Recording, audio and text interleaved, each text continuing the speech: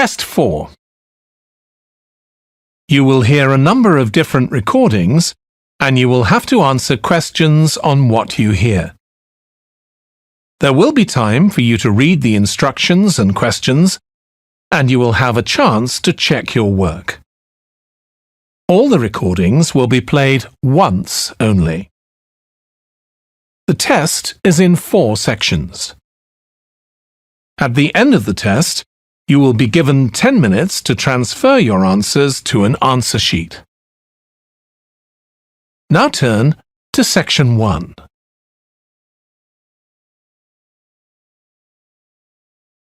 Section 1.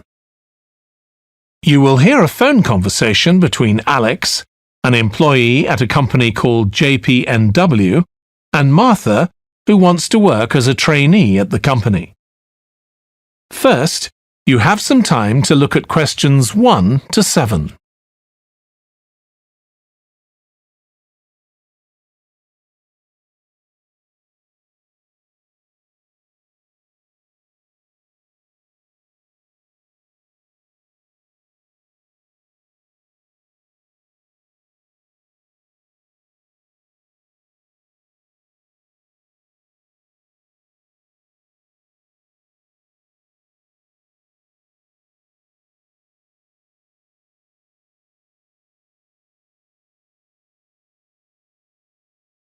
You will see that there is an example that has been done for you. On this occasion only, the conversation relating to this will be played first. Hi, Alex. It's Martha Kleins here. James White gave me your number. I hope you don't mind me calling you. Of course not. How are you, Martha? Good, thanks. I'm ringing because I need a bit of advice.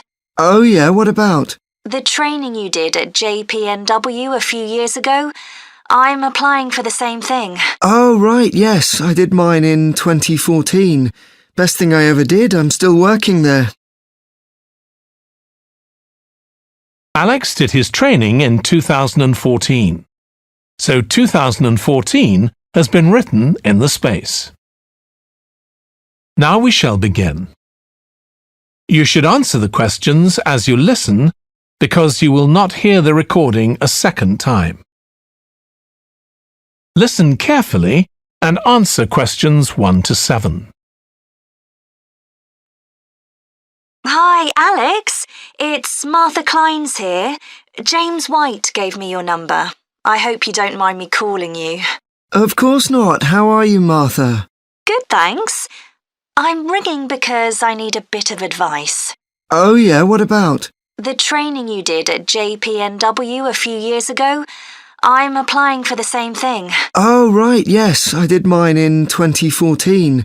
Best thing I ever did, I'm still working there. Really?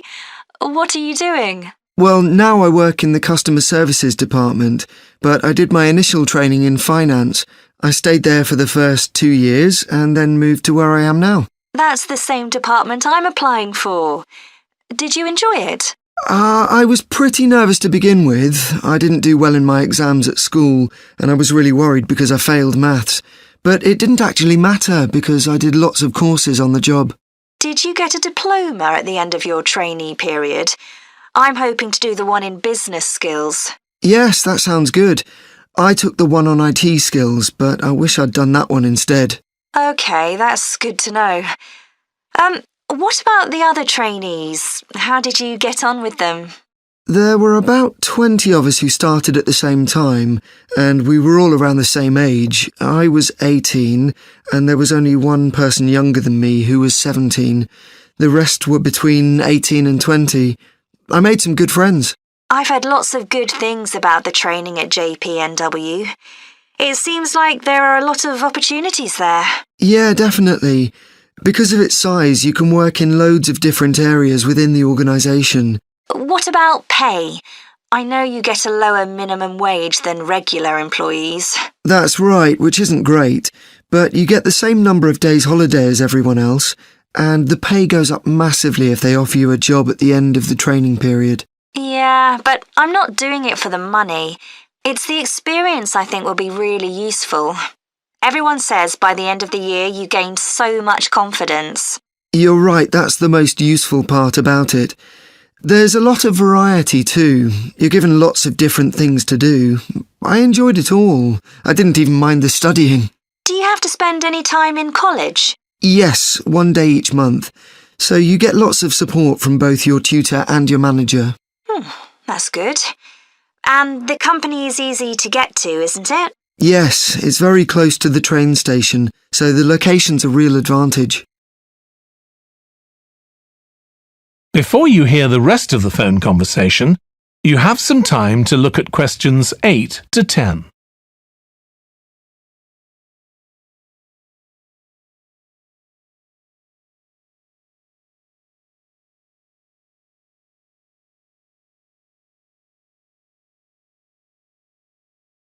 Now listen and answer questions 8 to 10. Have you got a date for your interview yet? Yes, it's on the 23rd of this month. So long as you're well prepared, there's nothing to worry about. Everyone's very friendly. I am not sure what I should wear. What do you think? Nothing too casual, like jeans, for example. If you've got a nice jacket, wear that with a skirt or trousers. OK, thanks. Any other tips? Well, I know it's really obvious, but arrive in plenty of time. They hate people who are late. So make sure you know exactly where you have to get to. And one other useful piece of advice my manager told me before I had the interview for this job is to smile, even if you feel terrified. It makes people respond better to you. I'll have to practice doing that in the mirror. Yeah, well, good luck. Let me know if you need any more information. Thanks very much. That is the end of section 1. You now have half a minute to check your answers.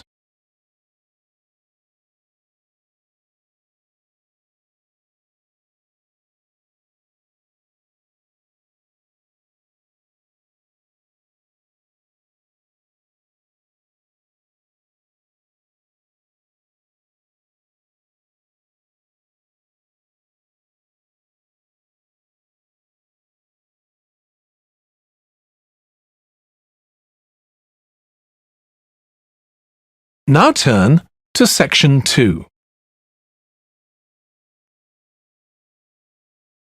Section 2.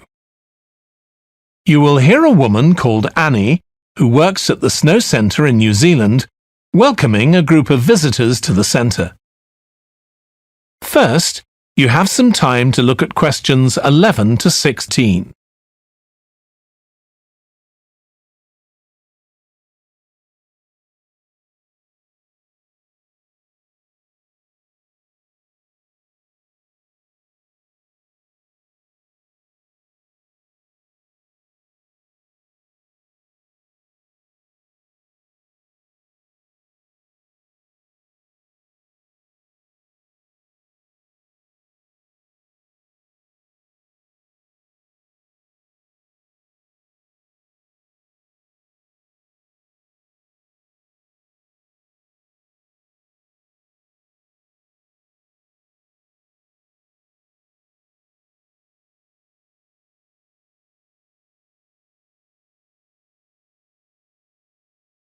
Now listen carefully and answer questions 11 to 16.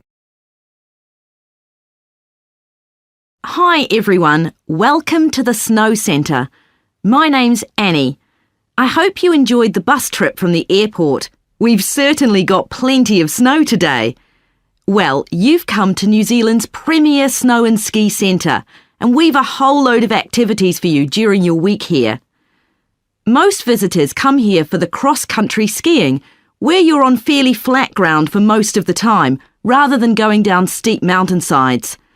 There are marked trails, but you can also leave these and go off on your own, and that's an experience not to be missed. You can go at your own speed. It's great aerobic exercise if you really push yourself. Or, if you prefer, you can just glide gently along and enjoy the beautiful scenery.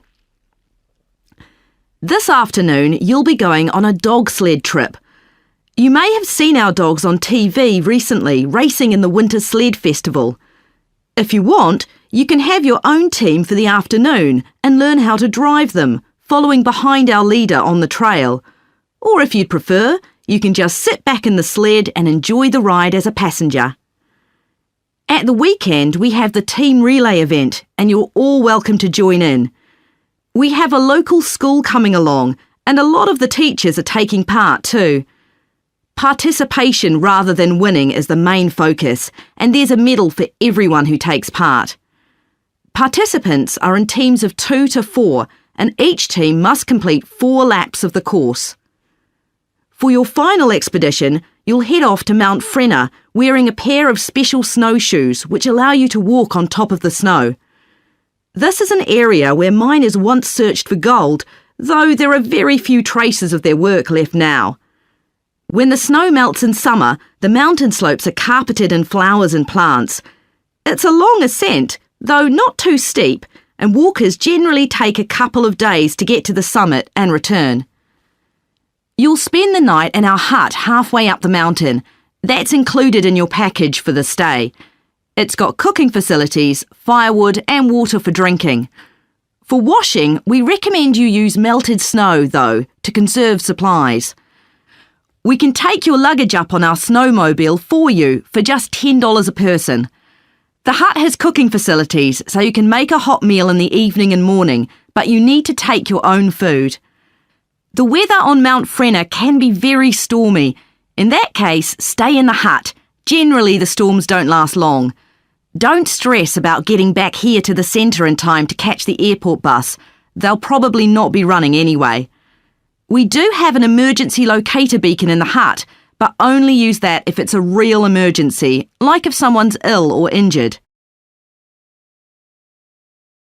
Before you hear the rest of the talk, you have some time to look at questions 17 to 20.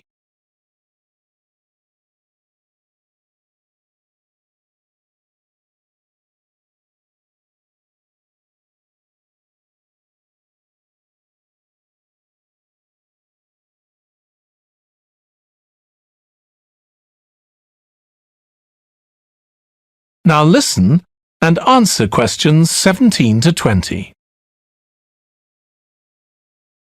Now, let me tell you something about the different ski trails you can follow during your stay here. Highland Trail's directly accessible from where we are now.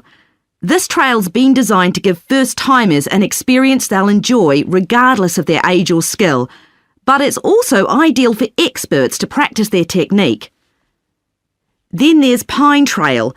If you're nervous about skiing, leave this one to the experts. You follow a steep valley looking right down on the river below. Scary! But if you've fully mastered the techniques needed for hills, it's great fun. Stony Trail's a good choice once you've got a general idea of the basics. There are 1 or 2 tricky sections, but nothing too challenging. There's a shelter halfway where you can sit and take a break and enjoy the afternoon sunshine. And finally, Losers Trail. This starts off following a gentle river valley, but the last part is quite exposed, so the snow conditions can be challenging.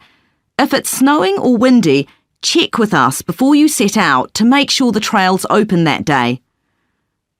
Right, so now if you'd like to follow me, we'll get started. That is the end of section 2. You now have half a minute to check your answers.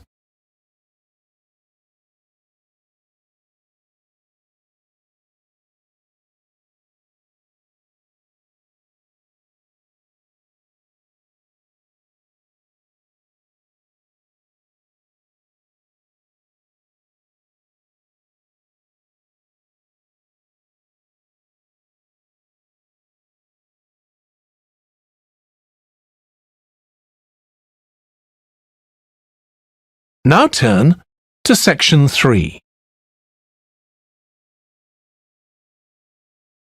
Section 3. You will hear 2 students called Jack and Alice discussing food labels that give information on the nutritional value of foods. First, You have some time to look at questions 21 to 26.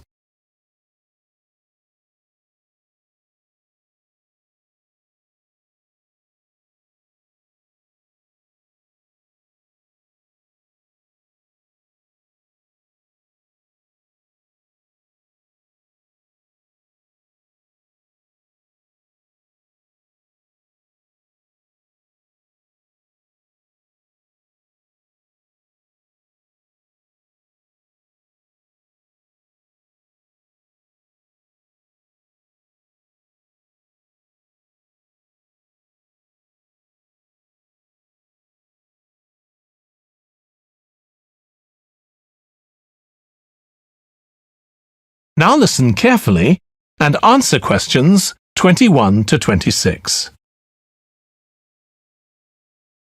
I still got loads to do for our report on nutritional food labels. Me too. What did you learn from doing the project about your own shopping habits? Well, I've always had to check labels for traces of peanuts in everything I eat because of my allergy. But beyond that, I've never really been concerned enough to check how healthy a product is. This project has actually taught me to read the labels much more carefully.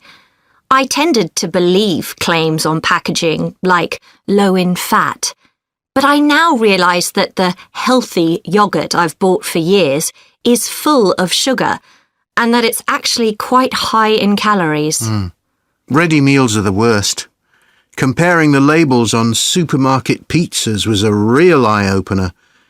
Did you have any idea how many calories they contain? I was amazed. Yes, because unless you read the label really carefully, you wouldn't know that the nutritional values given are for half a pizza. When most people eat the whole pizza. Not exactly transparent, is it? Not at all. But I expect it won't stop you from buying pizza. Probably not, no. I thought comparing the different labelling systems used by food manufacturers was interesting. I think the kind of labelling system used makes a big difference. Which one did you prefer? I liked the traditional daily value system best, the one which tells you what proportion of your required daily intake of each ingredient the product contains. I'm not sure it's the easiest for people to use, but at least you get the full story. I like to know all the ingredients in a product, not just how much fat, salt and sugar they contain. But it's good supermarkets have been making an effort to provide reliable information for customers. Yes. There just needs to be more consistency between labelling systems used by different supermarkets, in terms of portion sizes, etc. The labels on the different brands of chicken flavour crisps were quite revealing too, weren't they? Yeah. I don't understand how they can get away with calling them chicken flavour when they only contain artificial additives. I know. I'd at least have expected them to contain a small percentage of real chicken. Absolutely. I think having nutritional food labelling has been a good idea, don't you? I think it will change people's behaviour and stop mothers, in particular, buying the wrong things. But didn't that study kind of prove the opposite? People didn't necessarily stop buying unhealthy products. They only said that might be the case. Those findings weren't that conclusive, and it was quite a small-scale study. I think more research has to be done. Yes, I think you're probably right. Before you hear the rest of the discussion, you have some time to look at questions 27 to 30.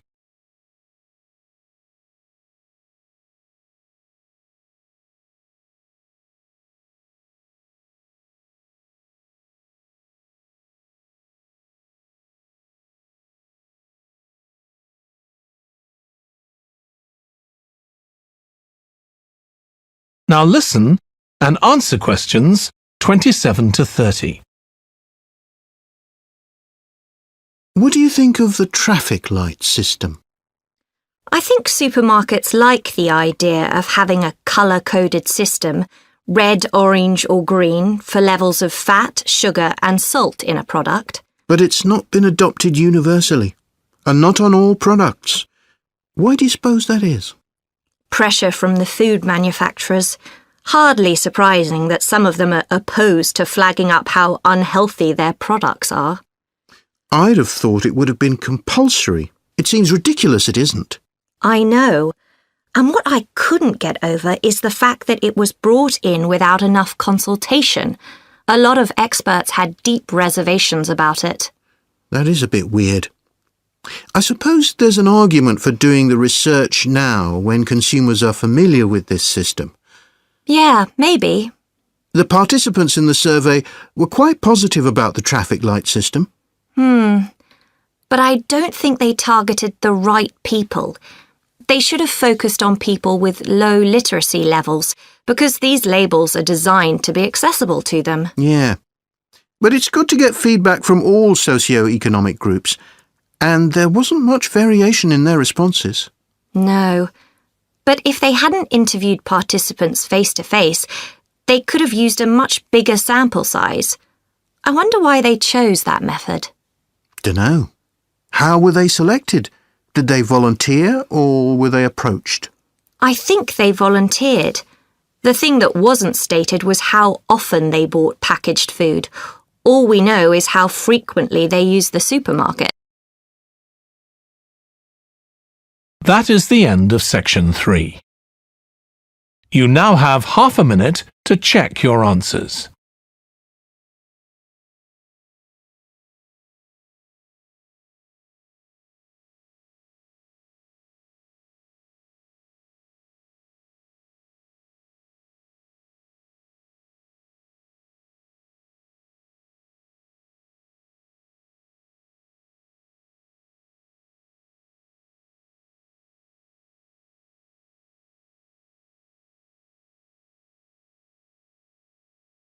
Now turn to section 4.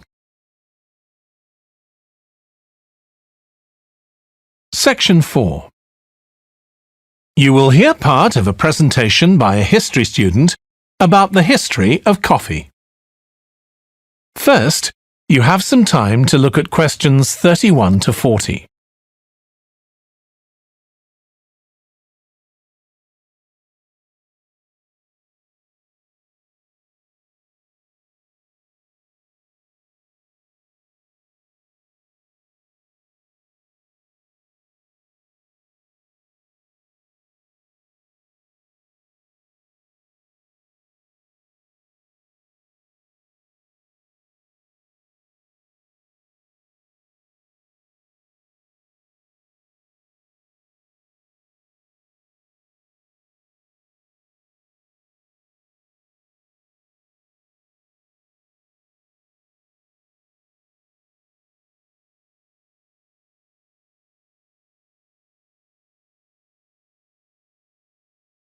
Now listen carefully and answer questions 31 to 40.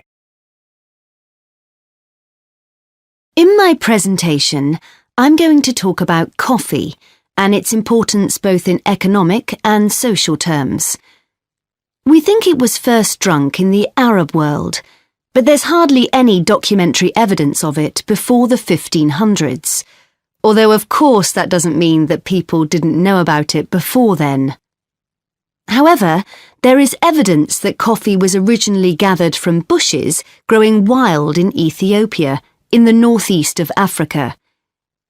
In the early 16th century, it was being bought by traders, and gradually its use as a drink spread throughout the Middle East. It's also known that in 1522, in the Turkish city of Constantinople, which was the centre of the Ottoman Empire, the court physician approved its use as a medicine.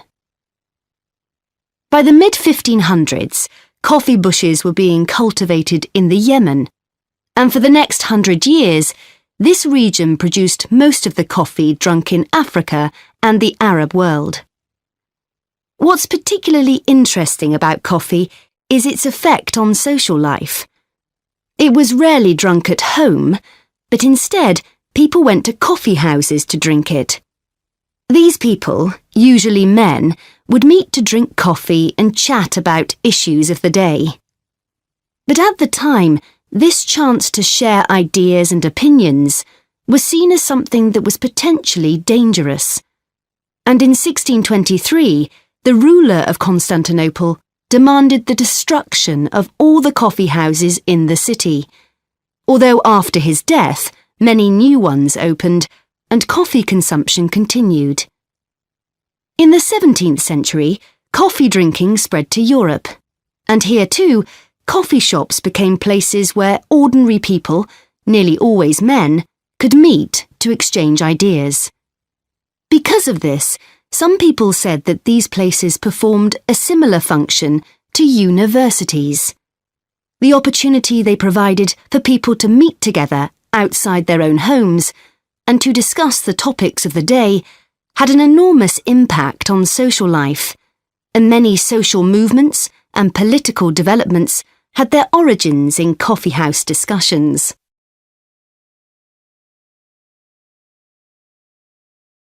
In the late 1600s, the Yemeni monopoly on coffee production broke down, and coffee production started to spread around the world, helped by European colonization. Europeans set up coffee plantations in Indonesia and the Caribbean, and production of coffee in the colonies skyrocketed.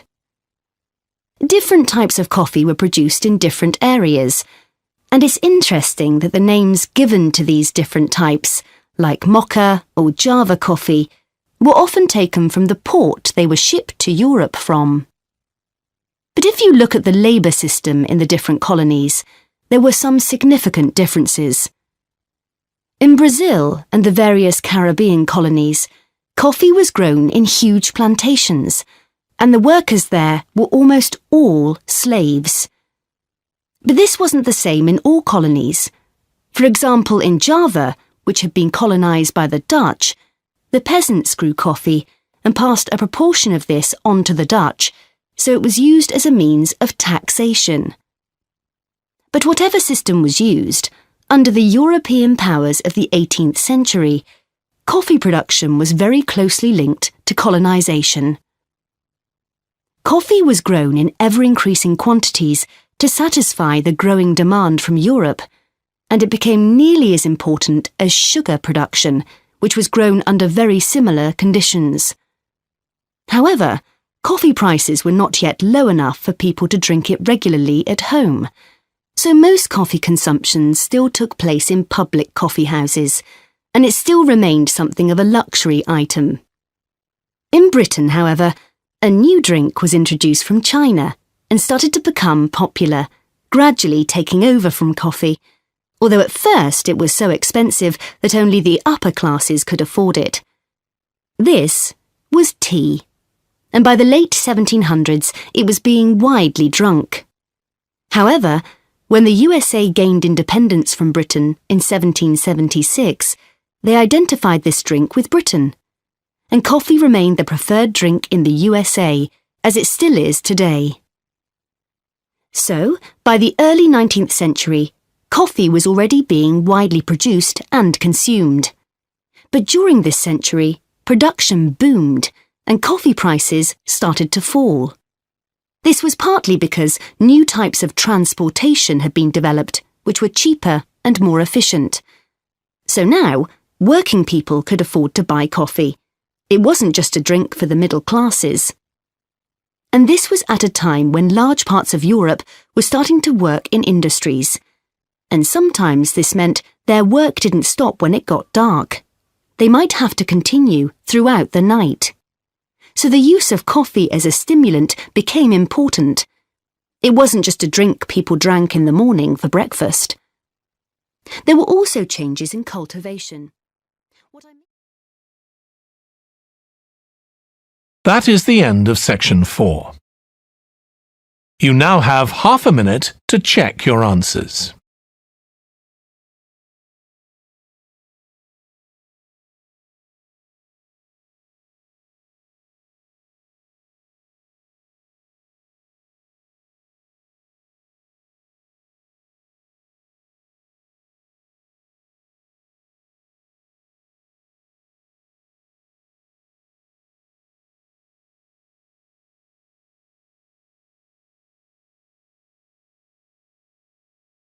That is the end of the listening test. In the IELTS test, you would now have 10 minutes to transfer your answers to the answer sheet.